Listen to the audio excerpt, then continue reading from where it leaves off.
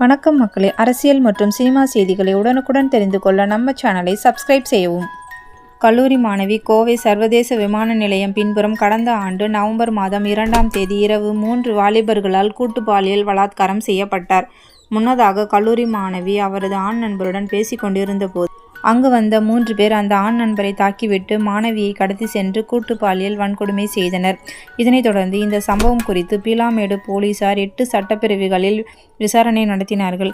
கோவையில் பரபரப்பை ஏற்படுத்திய இந்த வழக்கு விசாரணை அனைத்து மகளிர் கோர்ட்டில் துரிதமாக நடைபெற்றது. இந்த நிலையில் கல்லூரி மாணவி கூட்டு பாலியல் வன்கொடுமை செய்யப்பட்ட வழக்கில் சாட்சி விசாரணை மற்றும் அனைத்து தரப்பு விவாதங்கள் நிறைவடைந்த நிலையில் இன்று தீர்ப்பளிக்கப்பட்டது.